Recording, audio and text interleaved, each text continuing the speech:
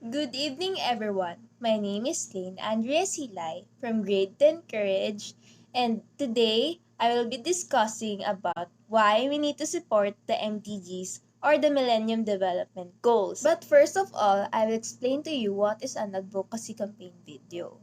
So, an advocacy campaign video is a set of actions targeted to create support for a policy or proposal.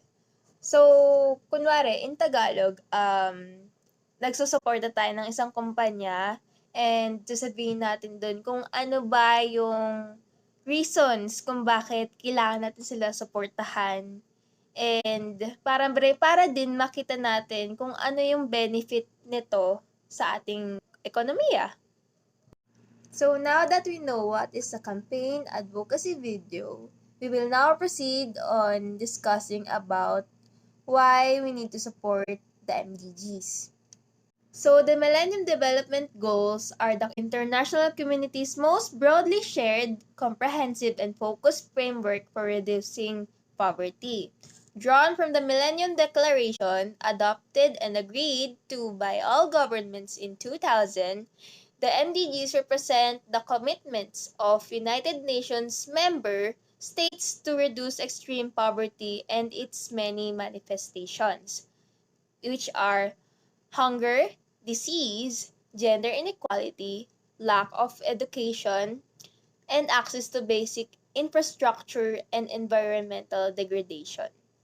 A central element of this effort is the MDG Africa Steering Group, which the Secretary General launched in September 2007 together with the leaders of the UN system and other major multilateral and intergovernmental organizations working for development in Africa, namely the African Development Bank, the African Union Commission, the European Commission, the International Monetary Fund, the Islamic Development Bank, the Organization for Economic Cooperation and Development, and the World Bank. The steering group has resolved to work on three main fronts. First, reviewing and strengthening international mechanisms to support African countries in five key areas, which are health, education, agriculture, infrastructure, and statistical systems. Second, making aid more predictable so that African governments can plan for greater investments in the MDGs. And third, collaborating more closely and effectively at the country level to support African governments in reaching the MDGs. The steering group is supported by the MDG Africa Working Group, which I chair, composed of representatives of the United Nations system and other major multilateral organizations. Our task is to reach out to African governments, prepare action plans for achieving the objectives of the steering group, mobilize and coordinate the efforts of the institutions represented, and prepare periodic progress reports. The MDG wants to help the African government because dun talaga yung sobrang daming mahihirap. Like, makita mo lang sa daan, may batang naglalakad, payatot, pero yung tiyan niya, malaki.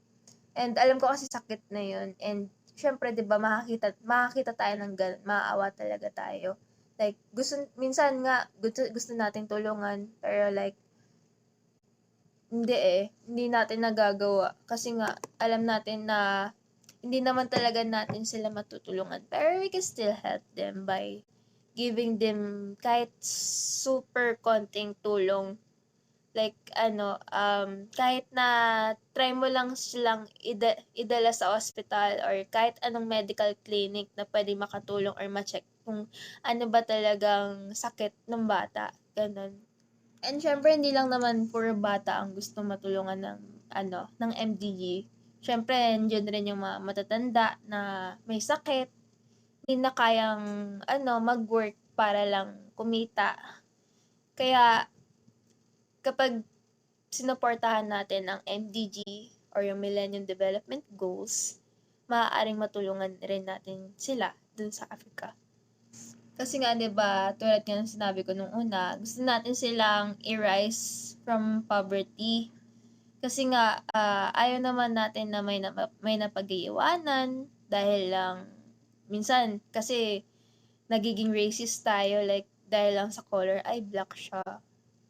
Diba? Like, yung ganong vibe na masyado tayong nagiging, racist na mga tao, and hindi kasi tama yun. Kaya, pag alam mong kailangan ng tulong ng isang tao, be there to help them. Hindi yung namimili ka kung sino tutulungan mo.